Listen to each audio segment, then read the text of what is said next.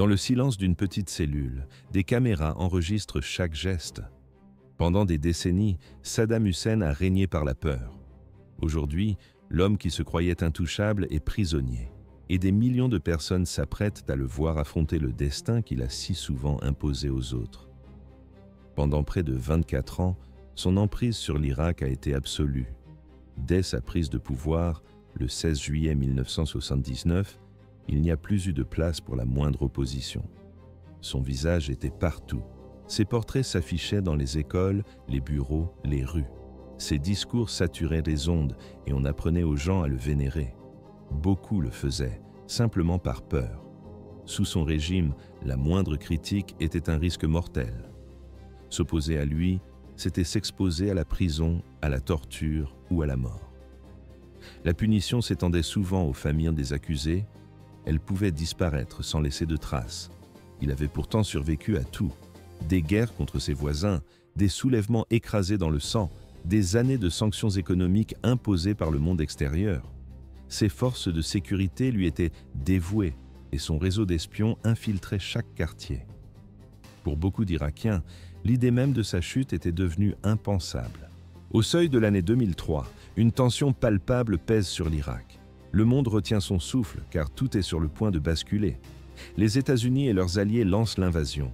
L'accusation est double. Saddam Hussein cacherait des armes de destruction massive et soutiendrait le terrorisme. L'offensive est fulgurante.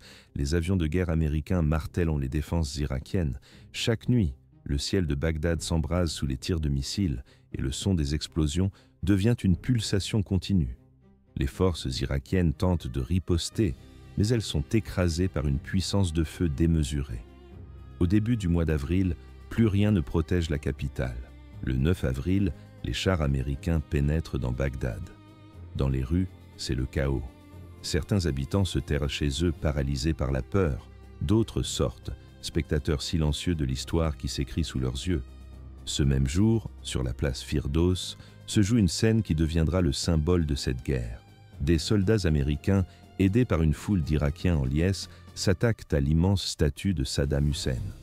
Le visage de bronze qui dominait la ville s'écrase lourdement sur le sol. La foule se déchaîne, piétinant le dictateur déchu, certains le frappant avec leurs chaussures, un geste d'humiliation suprême dans le monde arabe. En quelques jours à peine, l'appareil d'État s'effondre. Les ministères sont désertés, les soldats abandonnent leurs postes, des pillards déferlent sur les bâtiments gouvernementaux, emportant tout ce qu'ils peuvent. L'homme qui a régné sur l'Irak pendant plus de 20 ans, lui, a disparu. Pendant des mois, il reste introuvable, comme volatilisé.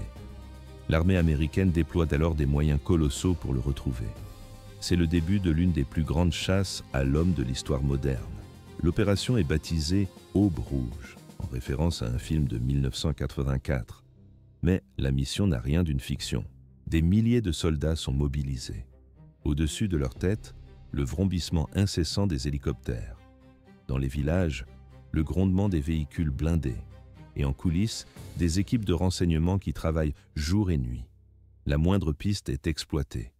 Une rumeur, un murmure et des soldats investissent un village en quelques heures.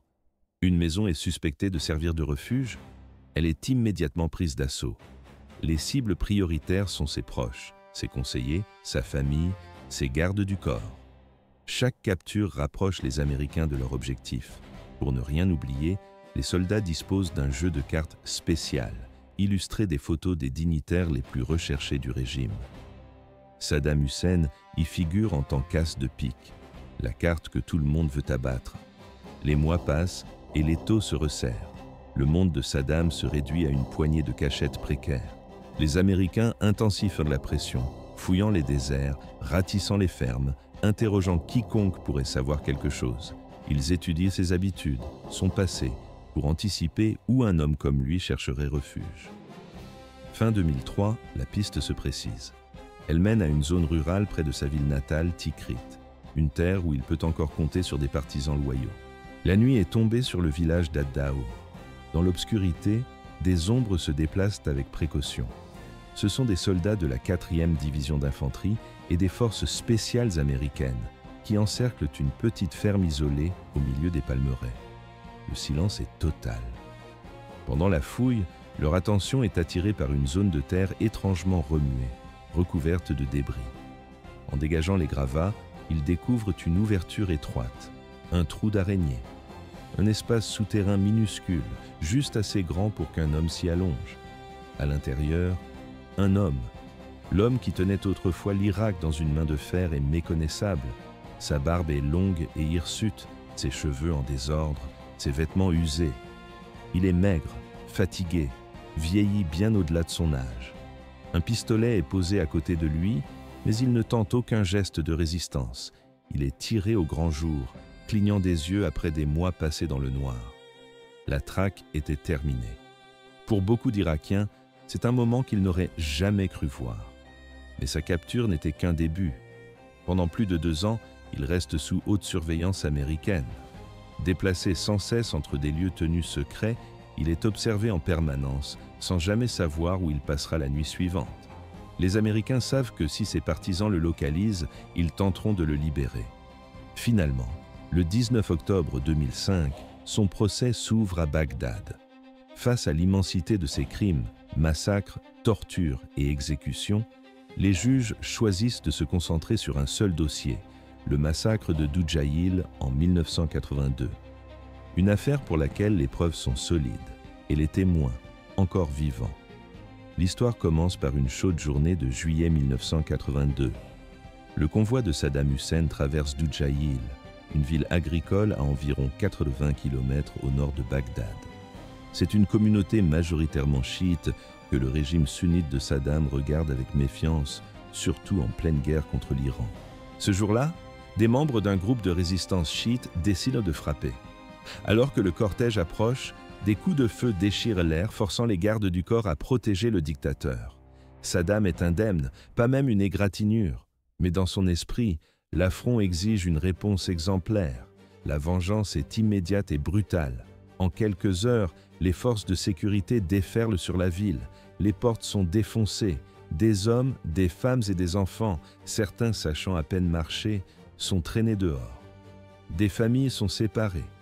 Des mères hurlent alors qu'on leur arrache leurs fils, sans savoir si elles les reverront un jour.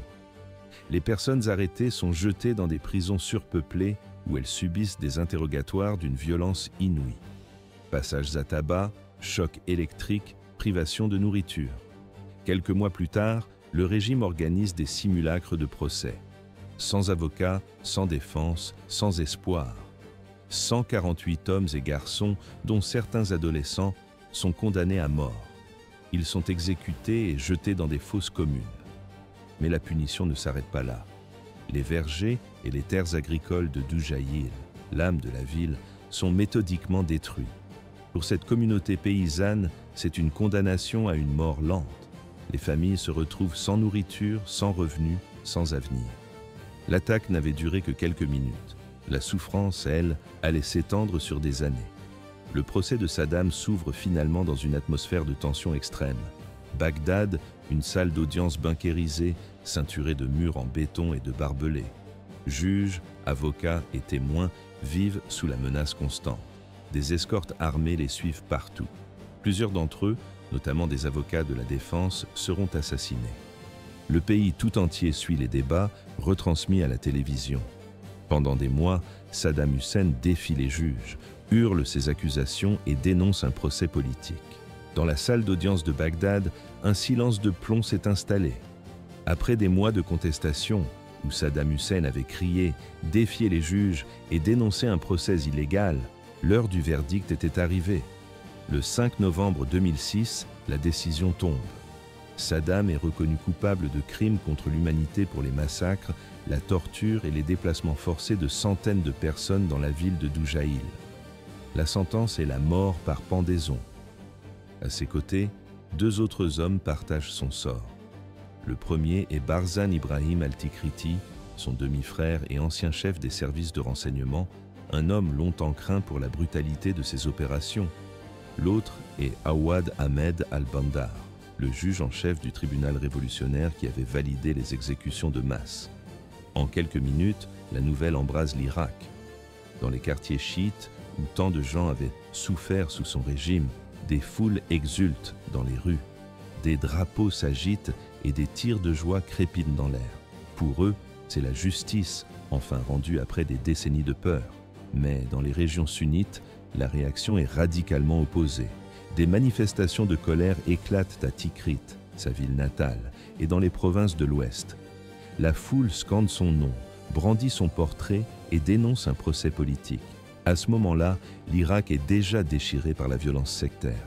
Attentats, fusillades et enlèvements rythment le quotidien sanglant entre milices sunnites et chiites. Le verdict n'apaise rien.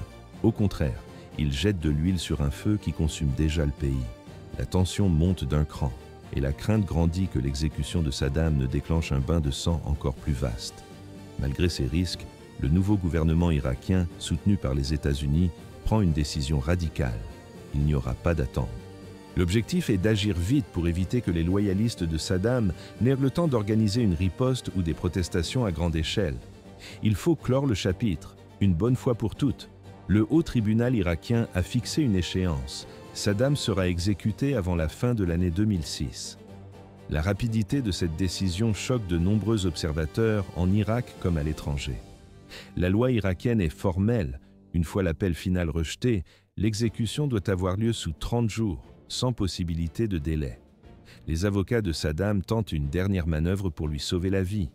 Mais le 26 décembre 2006, leur appel est officiellement rejeté. Le compte à rebours est lancé. Saddam Hussein n'a plus que quelques jours à vivre. Le pays retient son souffle. Pour ses ennemis, c'est l'aboutissement d'une longue attente. Pour ses partisans, c'est la crainte de voir leur chef disparaître à jamais. Dans chaque foyer, sur chaque chaîne d'information, la tension est palpable et la même question est sur toutes les lèvres. Dans les rues de Bagdad, la nouvelle se propage de maison en maison. Saddam Hussein est transféré dans un complexe sous contrôle irakien, connu sous le nom de camp justice. Un nom qui n'a rien d'anodin. C'est ici que l'Irak applique ses peines les plus sévères. La prison abrite une salle d'exécution spéciale. Elle n'a pas été construite pour impressionner, ni pour prolonger le processus. La pièce est petite, froide, purement fonctionnelle. À l'intérieur, tout est agencé pour qu'il n'y ait ni erreur ni délai. Sur l'estrade, la potence se dresse, la corde déjà en place. Tout est conçu pour un seul but, ôter la vie, rapidement. Pendant ces dernières heures, Saddam ne semble ni brisé ni effrayé. Du moins, pas en apparence. Les gardes présents racontent qu'il marche avec assurance et s'exprime clairement. Il refuse tout traitement de faveur, aucune cellule de luxe, aucun lit moelleux. Juste les conditions réservées aux prisonniers en attente de leur exécution. Il accepte un dernier repas fait de poulet bouilli et de riz. Un plat simple, familier. Il mange lentement, sans se presser, comme si le temps n'avait plus d'importance. Ensuite, il passe la nuit à prier, murmurant seul dans la faible lumière de sa cellule. Mais l'aube approchait. L'exécution est fixée au petit matin du 30 décembre 2006. C'est le premier jour de l'Aïd al-Adha, l'une des fêtes les plus sacrées de l'islam. Un temps où les familles se réunissent, se pardonnent et célèbrent la foi. Un jour de miséricorde et de bienveillance. Pour Saddam Hussein, ce matin-là sera tout le contraire. Avant le lever du soleil, les gardes pénètrent dans sa cellule. Il est resté éveillé presque toute la nuit. Vêtu d'un manteau sombre sur une chemise blanche, il paraît calme, comme s'il avait accepté ce qui allait se produire. Dehors, derrière les murs de la prison, Bagdad est une ville à vif. La guerre d'Irak a déchiré la capitale. Les attentats sont quasi quotidiens, les affrontements entre groupes rivaux, monnaie courante. Même ce matin-là, le son lointain des tirs rappelle à tous que le pays saigne encore. À l'intérieur de la prison, la sécurité est absolue. Personne n'est autorisé à approcher de la zone, à l'exception des personnes directement impliquées. Une poignée d'hommes triés sur le volet. Des hauts responsables irakiens, les juges qui l'ont condamné, des chefs religieux pour superviser la procédure et quelques gardes pour l'exécuter. La chambre d'exécution n'a rien d'un grand hall.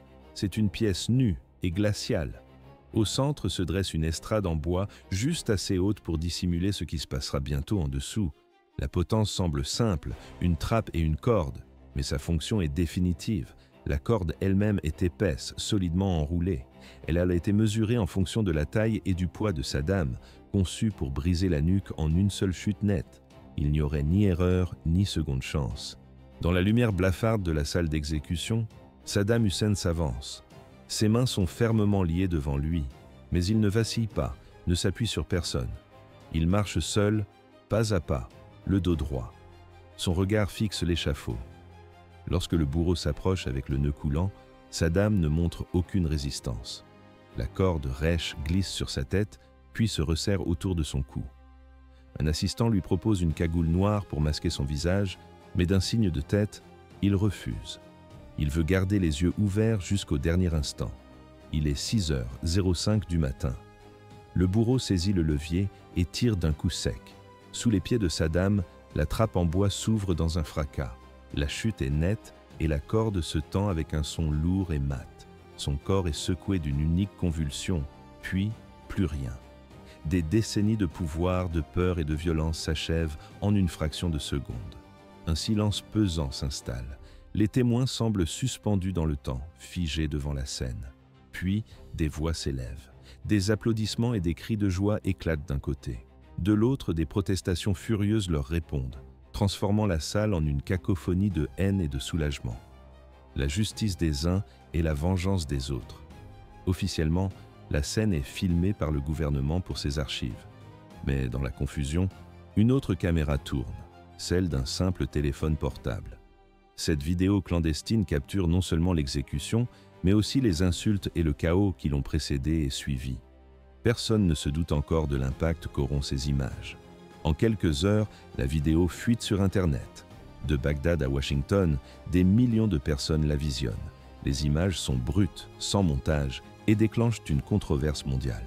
Ce qui devait être un acte de justice contrôlé et privé vient de devenir l'une des exécutions publiques les plus regardées de l'histoire moderne. Dans l'obscurité glaciale de la nuit, le corps de Saddam est descendu de la potence. Conformément aux rites funéraires islamiques, il est enveloppé dans un simple linceul blanc. Sous haute garde, sa dépouille est transportée vers un hélicoptère dont les pales fendent le silence. La destination, Al-Aoudja, sa ville natale près de Tikrit, là où il a grandi et où reposent déjà les membres de sa famille. L'enterrement se déroule dans la précipitation, avant le lever du soleil, autant par tradition religieuse que par mesure de sécurité. Des dizaines de voitures et de camions arrivent sans un bruit, transportant des chefs de tribu, des proches et quelques anciens loyalistes. Des centaines d'hommes se rassemblent autour de la tombe, tandis que le corps est mis en terre, juste à côté de ses deux fils, Uday et Qusay, tués par les forces américaines 3 ans plus tôt. Pour eux, c'était un dernier adieu. Pour le reste du pays, c'était le début d'autre chose. L'exécution devait refermer l'un des chapitres les plus sombres de l'Irak. Au lieu de cela, elle ne fera que creuser le fossé. Pour de nombreux chiites, c'est la justice enfin rendue. Une revanche pour des années de peur, de massacres et de persécutions. Ils se souviennent des charniers, des attaques chimiques, des disparus. Sa pendaison était un châtiment attendu depuis trop longtemps. Mais pour une grande partie des sunnites, le sentiment est tout autre. Ils y voient un assassinat politique déguisé en procès équitable, une mise en scène au cœur d'une guerre civile sanglante. Saddam n'était pas seulement un dictateur, il était le symbole du pouvoir sunnite en Irak. Sa mort sonnait comme une nouvelle étape de leur humiliation. Cette fracture n'allait pas rester symbolique. Les mois qui suivent n'apportent aucune paix. En 2006, l'Irak se noie déjà dans le sang. Attentats, suicides, enlèvements et exécutions de rue sont des horreurs quotidiennes. Des dizaines de milliers de civils ont été tués cette année-là. Et en 2007, la violence s'intensifie encore. Des quartiers entiers se vident, les familles fuyant les attaques sectaires. Bagdad devient une ville de murs en béton et de checkpoints, chaque district gardé par des milices ou des soldats. Pendant ce temps, une image fait le tour du monde. L'enregistrement tremblant et granuleux des derniers instants de Saddam devient l'un des symboles les plus obsédants de cette guerre. Il se propage sur Internet et sur les écrans de télévision aux 4 coins du globe. À ce moment-là, la guerre en Irak a déjà coûté des centaines de milliers de vies, déplacé des millions de personnes et détruit les infrastructures du pays. L'exécution n'a pas mis fin au chaos. Elle n'est devenue qu'un chapitre de plus dans une guerre qui laissait l'Irak défiguré, divisé et sans boussole pour l'avenir.